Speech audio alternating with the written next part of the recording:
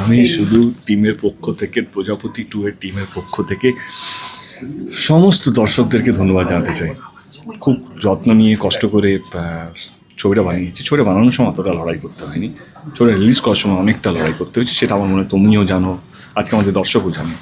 সেই জায়গা থেকে আজকে সবচেয়ে বেশি সাকসেসফুল ছবি এই বছরের হতে চলেছে প্রজাপতি 2। এটা পুরোপুরি মানুষের জন্য, যাদের জন্য আমরা ছবিটা বানিয়েছি তাদের জন্য। আজকের দিনও 160টা প্লাস হাউসফুল আছে। এটাই বলবে মানুষ যেটা দেখবে সেটাই চলবে, এবং মানুষ প্রজাপতি 2 দেখছে। এবং আমার টিমের পক্ষ থেকে সমস্ত দর্শক যারা দেখেছেন 3 দিন ধরে বা আগামী দিনে যারা প্ল্যান করছেন তাদেরকে ধন্যবাদ। কিছু কিছু লড়াই জিতটা নিজের মধ্যেই থাকা ভালো, কারণ উত্তেজিত হয়ে এমন কিছু না বলা যাতে মরশুমটা খারাপ হোক। কী হয়েছিল আগামী দিনে সেটা ইতিহাস, যা হচ্ছে সেটা ভালো লাগা এবং পুরোপুরি ভালোবাসা। সেই নন্দনের প্রতিপক্ষ হোক বা নন্দনে একটা নিয়মিত দর্শক আছে যারা নন্দনেই ছবিটা দেখে। এই ছবিটা এমন একটা ছবি যেটা ধর্মের ঊর্ধ্বে, পলিটিক্যাল পার্টির ঊর্ধ্বে। কী বলবো, আমি চাই যে কোনো ধর্ম, যে কোনো রাজনৈতিক দল বা যে কোনো ভাষার মানুষ তারা আসুক, এই ছবিটা দেখুক। সে নন্দন হোক বা প্রিয়া হোক বা অন্য কোনো জায়গায় যেখানে সিনেমাটা চলছে, আসুক এবং দেখুক। সবাই মিলে একটা চেষ্টা হয় তো, যে সারা বছরের একটা পরিশ্রম, এবং সেখানে আমার হাতে যখন কলম থাকে আমি সবসময় চেষ্টা করি 200% দিতে। কারণ এটাই আমাদের স্বপ্ন, এটাকে সিনেমাকে নিয়েই বেঁচে থাকা। এবং যেহেতু আমি প্রচণ্ড ফ্যামিলি ম্যান, আমার বাড়িতেও বৃদ্ধ বাবা নেই এখন, বাবাকে আমি মিস করি। সেই জন্যই হয়তো ওই লাইনটা বেরিয়েছে যে বাবারা ভালো থাকার জন্য বাঁচে না, ভালো রাখার জন্য বাঁচে।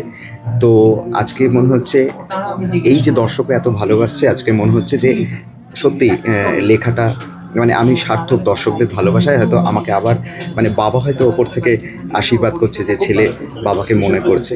তো আপনাদের জন্যই এটা সফল হয়েছে, এবং আমার খুব ভালো লাগছে এই যে সবাই মিলে যে স্বপ্নটা দেখেছি আজকে প্রজাপতি 2 ডানা মেলে উঠছে স্বপ্নের আকাশে।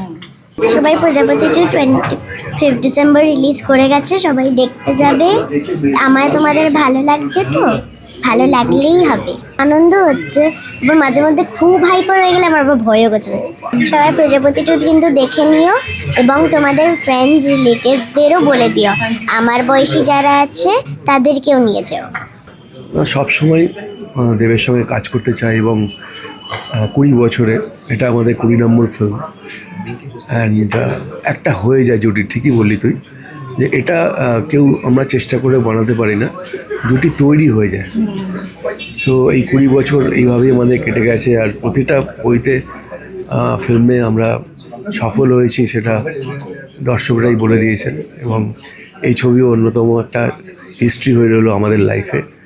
এবং ভীষণ ভালো ছবি, সবথেকে বড় কথা এটাই। আর আজকে ছবির কথা যদি বলতে যাই, যে সারা পৃথিবীতে যে অশান্তি চলছে, অশান্ত হয়ে গেছে মানুষজন অশান্ত হয়ে গেছে, এই ছবিটা আমার মনে হয় কিছু তো একটা মেসেজ আজকে বাবা মার ফ্যামিলির ওপরে, সেই বন্ডিংটা না কোথাও একটা মিসিং। আমার জেনারেশন, তোর জেনারেশন, তারপরের জেনারেশন, এটা কিন্তু বিলুপ্ত হতে চলেছে প্রায়। এই রিলেশন, বাবার সঙ্গে একটা ফ্রেন্ডশিপ, আমরা আমাদের বাবার সঙ্গে তো ফ্রেন্ডশিপ মানে বন্ধুত্ব, মানে আমার বাবা চলে গেছেন কিন্তু এখনও মনে হয় যেন আমি ওনার সঙ্গে কথা বলি। এই যে বন্ডিংটা না, সেটা এই যে চোখে জলটা আসছে না মানুষের, দেবের আর মিঠুনদার এই একটা সম্পর্কটা, এটা সবাই রিলেট করছে নিজেদের বাবার সঙ্গে।